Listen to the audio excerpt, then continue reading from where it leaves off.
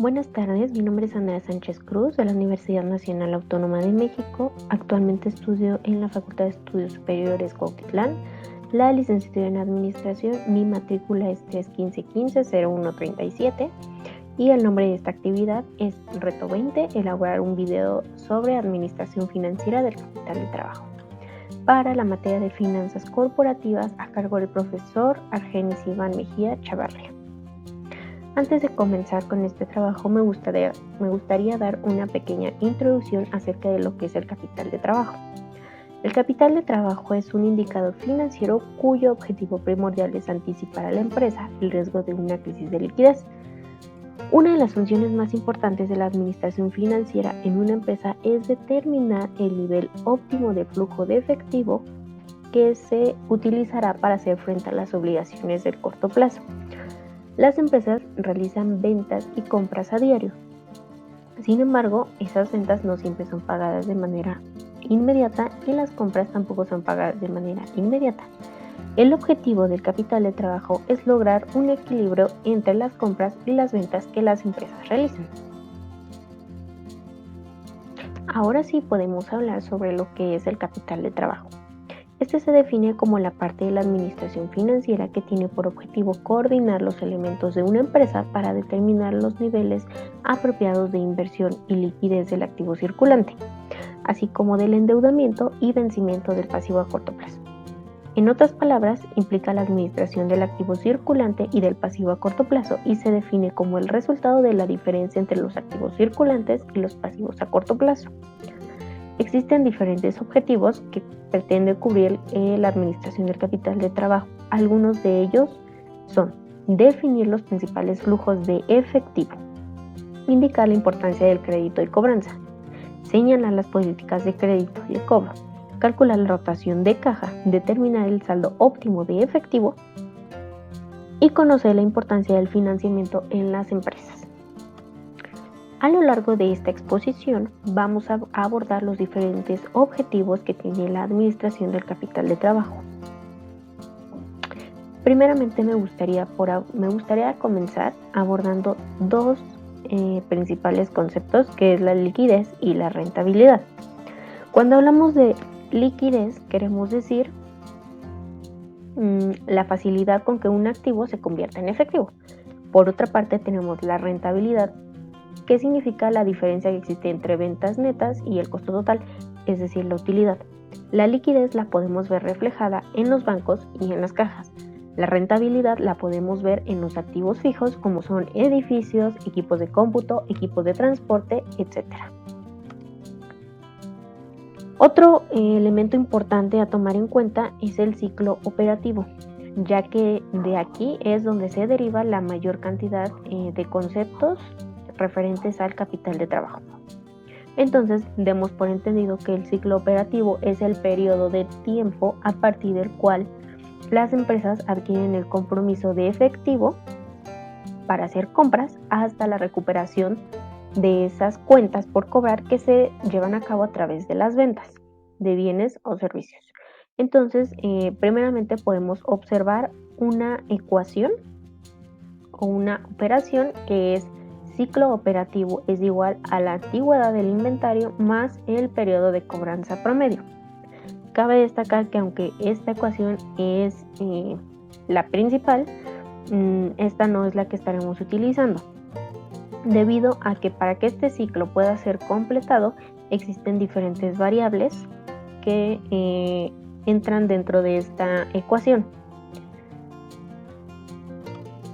Explicada de otra manera, el proceso de fabricación y de venta de un producto incluye compras de los insumos de producción de materias primas, que a su vez generan cuentas por pagar.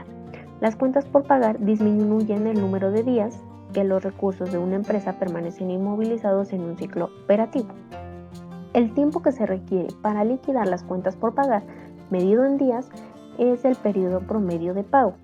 El ciclo operativo menos el periodo promedio de pago como resultado es el ciclo de conversión del efectivo, la cual podemos ver en la siguiente fórmula, que es ciclo de conversión del efectivo, que es igual al ciclo operativo más el periodo promedio de pago. Si conjuntamos estas dos ecuaciones, tenemos una tercera ecuación que, como ya hemos visto, en esta ecuación influyen tres conceptos principales, que es la edad promedio del inventario, el periodo promedio de cobro y el periodo promedio de pago, teniendo una ecuación como la siguiente, que es ciclo de conversión del efectivo es igual, tenemos la edad promedio del inventario o antigüedad del inventario, el periodo promedio de cobro y el periodo promedio de pago, lo anterior expresado en días. A continuación o más adelante podremos observar un ejemplo de una aplicación práctica en un caso de estudio. Ahora sí, una vez tratados estos conceptos, podemos entrar en materia acerca de lo que son los elementos del capital de trabajo. El primer elemento del capital de trabajo es la administración de efectivo. Después tenemos la administración de cuentas por cobrar e inventarios.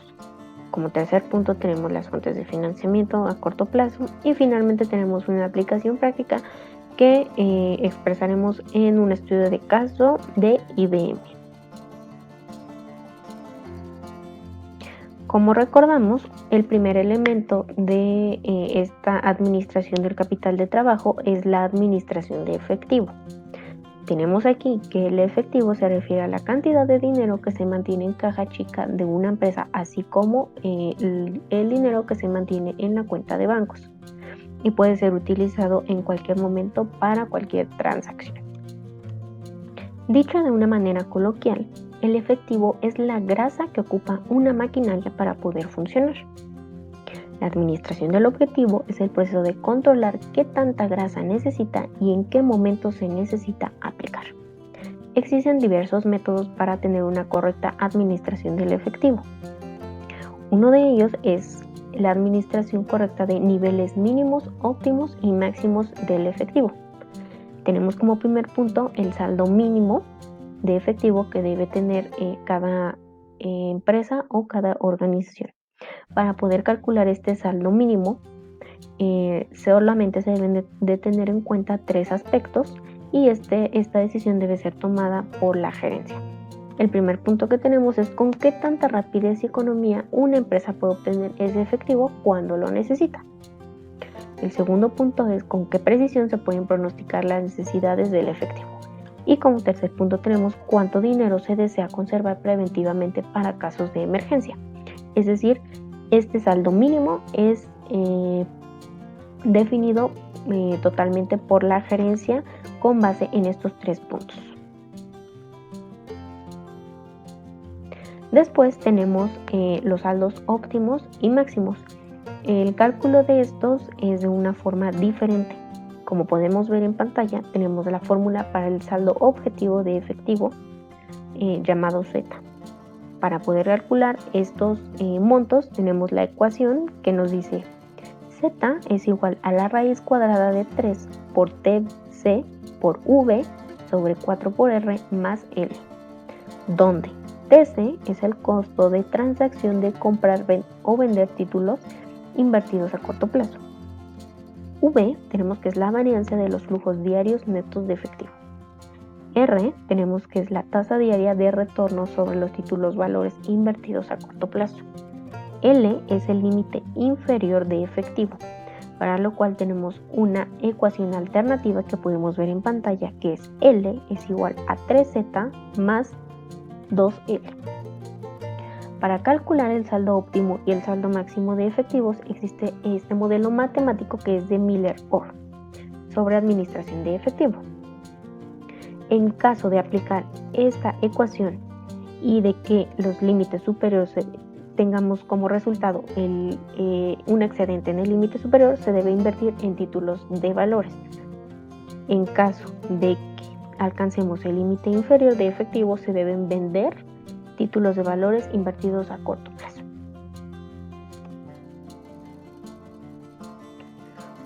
Como siguiente tema del efectivo tenemos el pronóstico y administración de flujos de efectivo. Para pronosticar qué tanto efectivo tenemos, nos sugieren planificar los flujos de efectivo en el presupuesto de efectivo, ya que a través de este presupuesto podemos tener visibilidad de qué tanto excedente o faltante de efectivo tenemos y tomar acciones sobre este resultado. Para la administración y con el fin de mantener la mayor cantidad de efectivo, se nos sugiere incrementar la entrada del flujo de efectivo, disminuir la salida del flujo de efectivo, recibir efectivo lo más pronto posible y pagar de manera lenta pero sin incumplir los plazos de vencimiento. Una vez que ya abordamos el primer punto de lo que es la administración del capital de trabajo, podemos pasar al siguiente punto, que es administración de cuentas de cobro e inventarios. Vamos a comenzar abordando la administración de cuentas por cobrar. Y tenemos que las cuentas por cobrar son montos de dinero adeudados a una empresa por sus clientes. Es decir, una vez que se ejecuta una venta, el cliente nos queda a deber, en caso de ser a crédito, debido a que estos han adquirido productos o servicios a crédito. Para la administración de cuentas por cobrar se deben planear cuidadosamente dos aspectos. El primero es determinar las políticas de crédito que van a regir nuestra empresa, lo cual implica seleccionar el crédito y fijar las condiciones del crédito. Por otra parte, tenemos definir las políticas de cobranza que se refieren exclusivamente a cuentas vencidas. En este punto vamos a abordar estos dos temas por separado. En este esquema podemos visualizar que tenemos dos vertientes que previamente ya hemos visto, y una es la política de créditos y la política de cobranza. Comencemos con la política de créditos. Este a su vez tiene dos temas. El primero es la selección del crédito.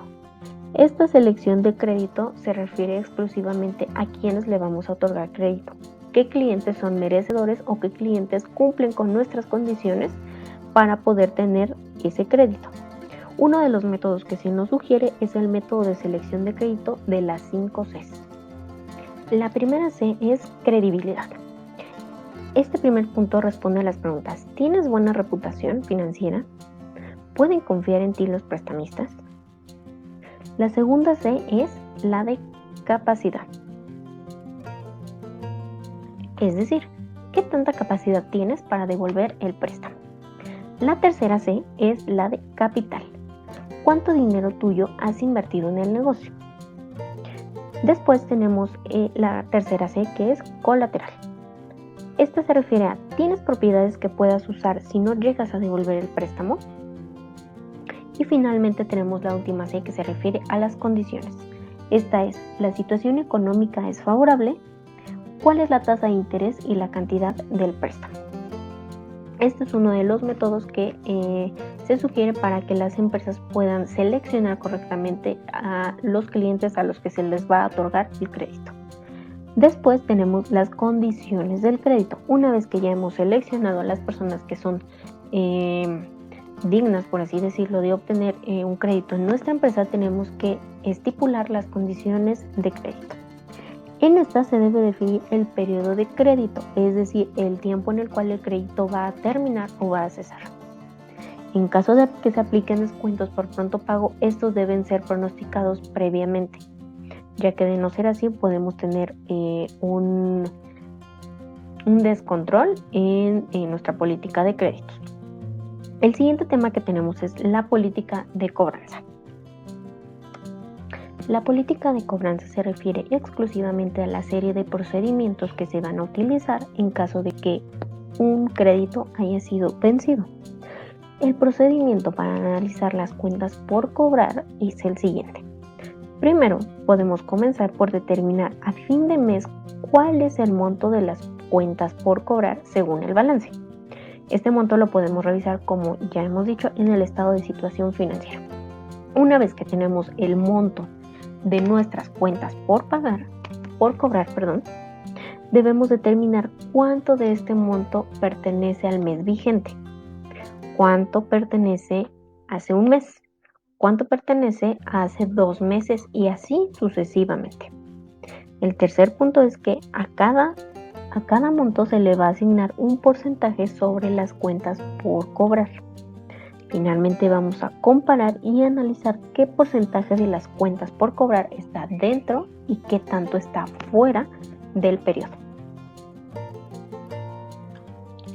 Asimismo, en la política de cobranza tenemos que la función es un área muy importante, debido a que las políticas de crédito de las empresas utilizan diversas herramientas que deberán utilizar en el sector de cobranza con el fin de efectuar un seguimiento de las políticas de crédito fijadas. Entre ellas podemos mencionar un índice de incobrables sobre las cuentas de crédito. Un incremento de este indicador podría ser una señal de que se está realizando una política agresiva de ventas en el mercado o que se estén otorgando créditos a clientes poco solventes. Tenemos una fórmula que estamos viendo en pantalla, se refiere al periodo promedio de cobranza. Este periodo promedio de cobranza puede ser calculando nuestros créditos de venta multiplicados por los 365 días del año, dividido entre el total de ventas a crédito.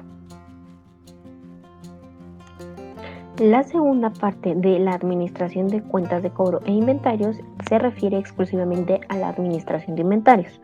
Y es que los inventarios son parte de activos circulantes y constituyen una inversión sin retornos en bienes tangibles. Esto es debido a que el dinero utilizado para la producción o compra de los bienes está parado mientras no se logre vender. Es importante mantener los niveles de inventario bajos, ya que de esta manera vamos a poder reducir costos de mantenimiento. Para comenzar, es importante clasificar los inventarios. Cabe destacar que esta clasificación va a depender mucho de la industria a la que esté referida la organización, pero esta clasificación es de las más usuales en empresas productivas. Tenemos un primer tipo de inventario que es la materia prima. Tenemos un segundo tipo que es la producción en proceso y un tercer tipo de inventario que es la producción terminada. En pantalla podemos visualizar un claro ejemplo que es la producción de jugos. En la primera imagen vemos la materia prima, que son las naranjas. En segundo lugar tenemos la producción en proceso, que es propiamente cuando se está llenando el envasado. Y en tercer lugar tenemos la producción terminada, que es cuando ya tenemos la consistencia, el jugo y el envase. Existen diversos métodos para llevar un correcto control de inventarios. A continuación vamos a visualizar un primer tipo, que es la cantidad económica de pedido. Esta cantidad económica de pedido se refiere a determinar el nivel óptimo de inventarios que se deben estimar, los costos asociados a este. Los dos principales se refieren a los costos de mantener el inventario y a los costos de realizar el pedido.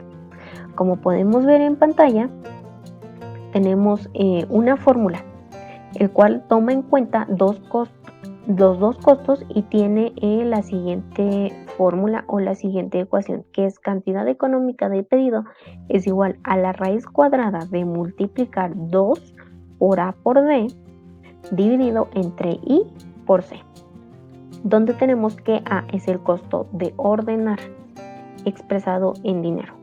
D, tenemos la demanda, es decir, las piezas al año que fabricamos. La I, tenemos el costo de mantener el inventario expresado en porcentaje.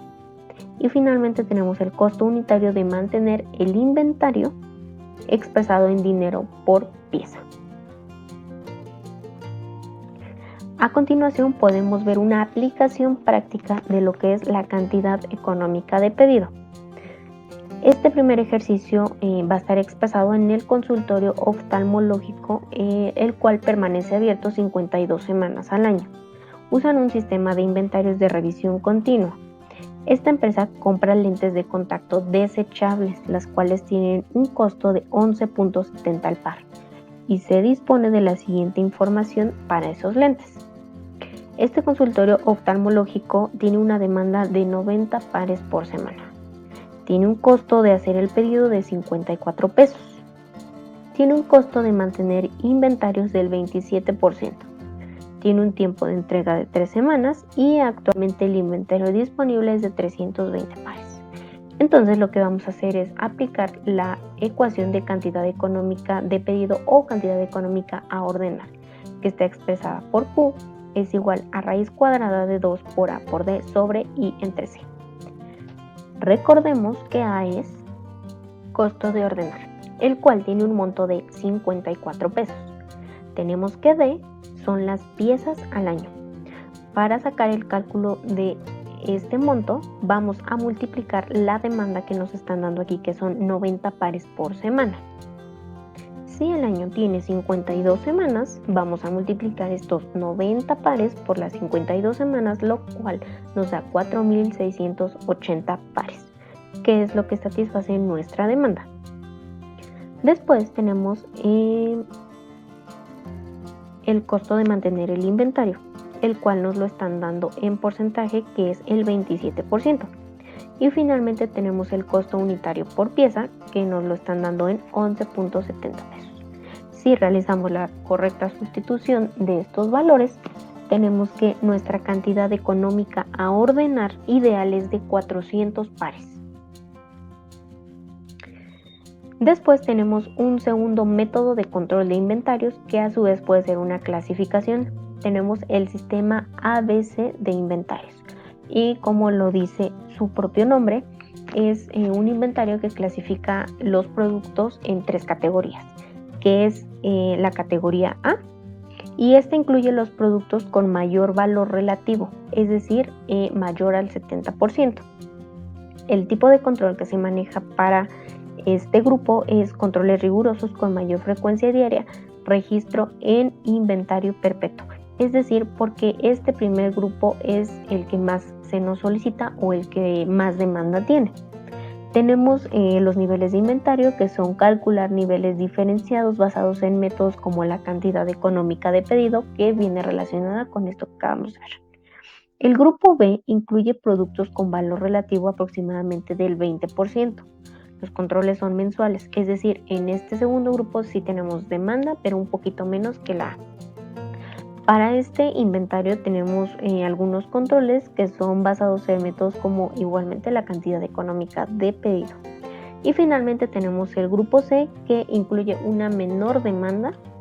Los controles de este tipo de materiales o de productos es de forma anual, y este control se realiza a través de chequeos mensuales o visuales. Tenemos también una aplicación práctica, que este ABC control de inventarios también puede ser calculado, o de hecho es calculado. En pantalla podemos ver algunas columnas, que en la primera tenemos el artículo, esta se refiere meramente al nombre. Tenemos la demanda, es decir, cuánto es lo que nos están pidiendo de cada artículo. Tenemos el costo unitario de cada artículo, y es aquí donde debemos comenzar a hacer cálculos. El primer paso es ordenar de mayor a menor con relación a la demanda. El segundo paso es multiplicar la demanda por el costo unitario, que es lo que nos va a dar el uso anual. Una vez que tenemos estos montos, debemos dividir el uso anual entre la suma total del uso anual, que en este caso lo vemos expresado hasta el final, que es 53.960. Finalmente debemos sumar el acumulado. Como podemos ver al principio, tenemos un 39.75%. Sumándole el acumulado siguiente que tenemos, llegamos al 70.89%, que cumple y respeta la regla que previamente mencionamos, que era que el grupo A cubre aproximadamente el 70% de nuestro inventario. Tenemos el apartado B, que aquí es donde cubrimos del 20 al 30% aproximadamente. Y finalmente tenemos el tercer grupo, que es el C, que muy seguramente va a cumplir del 10 para abajo. Es decir, es el producto que menos demanda tiene.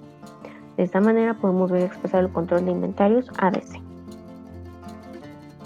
Por último, tenemos el elemento final del capital de trabajo, que se refiere a las fuentes de financiamiento a corto plazo.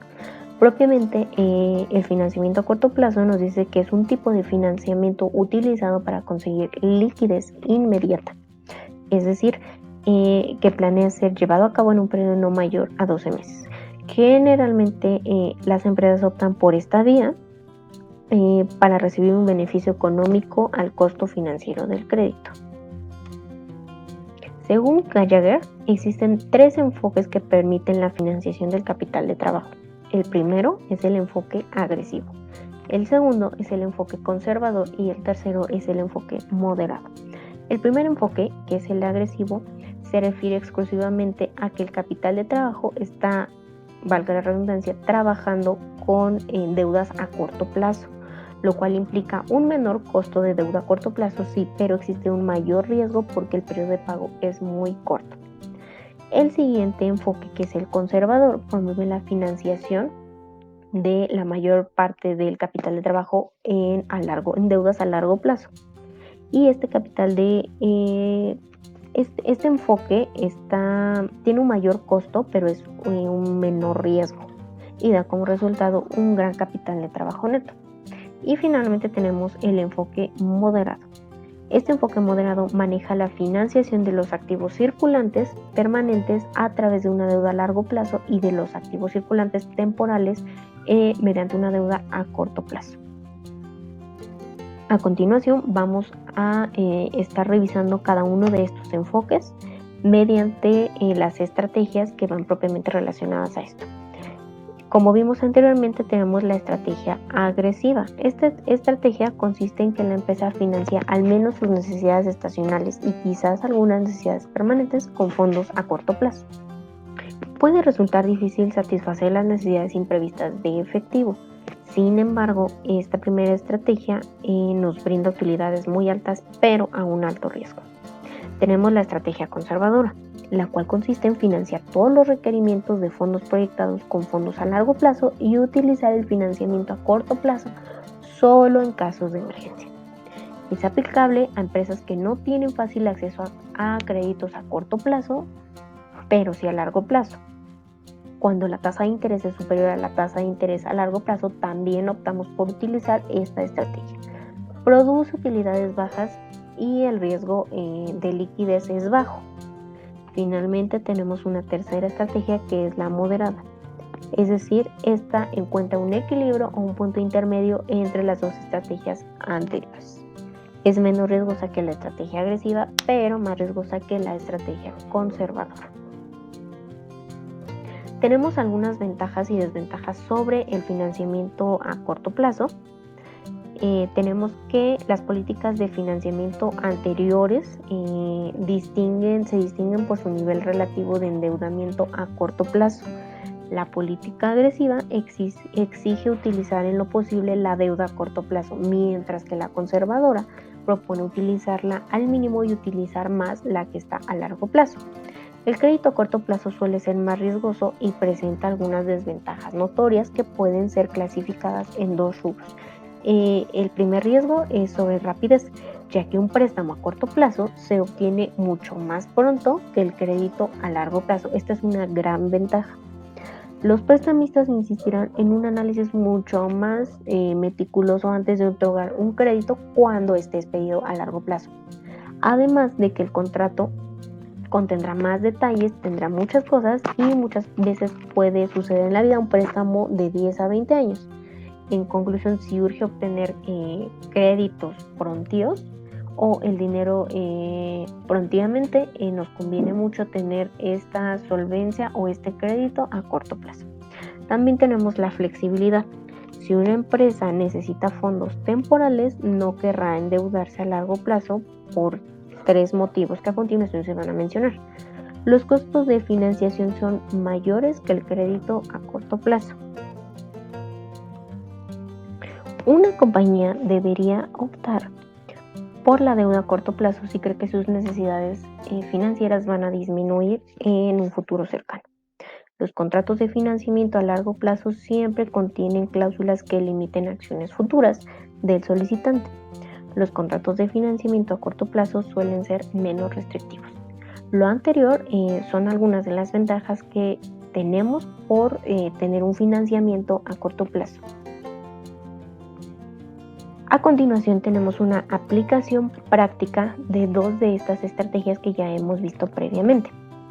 Para mostrar esta aplicación práctica hemos tomado algunos datos de la empresa Sección SADCB, ya que esta empresa tiene el propósito de analizar la forma en que debe financiar sus activos permanentes y temporales, y se nos presenta la siguiente información. Tenemos 6 columnas. En la primera tenemos el mes, en la segunda tenemos el activo circulante, en la tercera tenemos activo fijo, en la cuarta tenemos el activo total, que corresponde a la suma del activo circulante más el activo fijo. Después tenemos los requerimientos de fondos permanentes, que este monto es dado propiamente por la empresa. Y finalmente tenemos los requerimientos de fondos temporales, que esto va a ser calculado de la diferencia entre los requerimientos de fondos permanentes menos el activo total.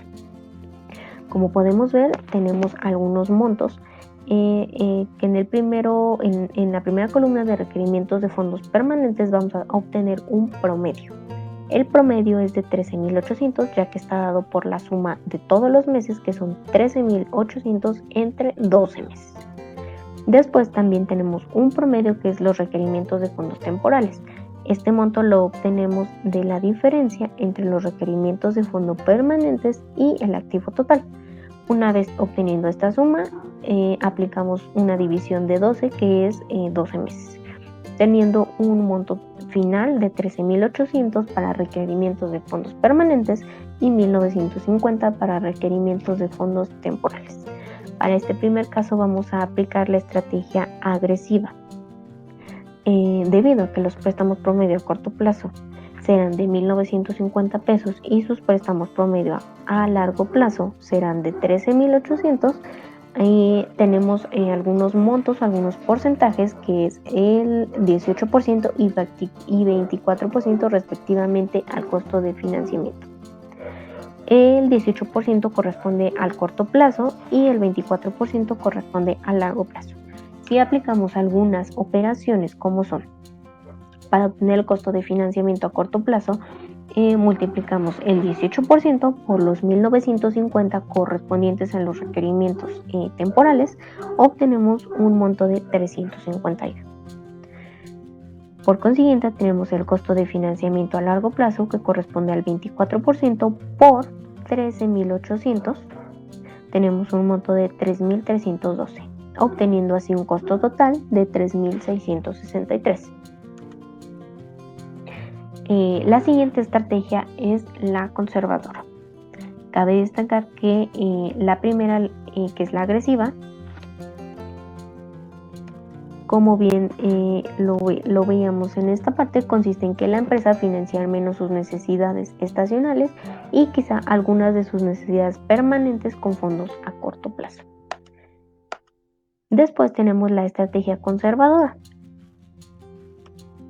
En esta estrategia podemos apreciar que se toma en cuenta el nivel más alto de requerimientos de fondos, que en este caso serían en 18.000, correspondientes al mes de octubre. Los 5.000 pesos de capital neto de trabajo, que corresponden a 18.000 de financiamiento a largo plazo menos 13.000 de activo fijo, empleados con la estrategia conservadora, el nivel de riesgo se ve reducido por el tipo de financiamiento. Después de haber realizado toda esta teoría, podemos ver un estudio de caso de IBM. Como podemos observar en la imagen, tenemos el ciclo operativo de IBM, que corresponde al 2007. Asimismo, también nos dicen que IBM registró ingresos anuales por 98.786 millones. Un costo de los ingresos igual a 57.057 millones. Y cuentas por pagar de 8.054 millones. IBM tenía una edad promedio de inventario de 17.5 días, un periodo promedio de cobro de 44.8 días y un periodo promedio de pago de 51.2 días. Las compras de IBM eran de 57.416 millones, de modo que el ciclo de conversión del efectivo de IBM eran de 11.1 días.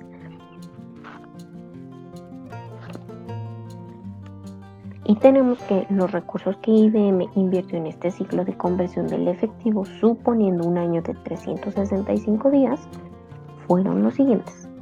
Inventario tenemos 57.057 millones, los cuales para ser calculados multiplicamos por 17.5 entre 365 días, lo cual nos arroja un monto de 2.735.609.589.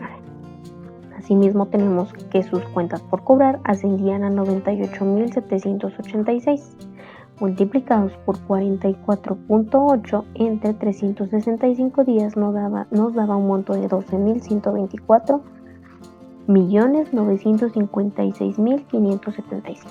Y finalmente tenemos que sus cuentas por pagar eran de 57.416, que multiplicados por 51.2 entre 365 días nos daban un monto de 8.053.970.411, dándonos así un monto de recursos invertidos de 6.806.505.753 pesos. Así, con más de 6.800 millones comprometidos en el capital de trabajo, IBM tuvo un buen estímulo para hacer mejoras.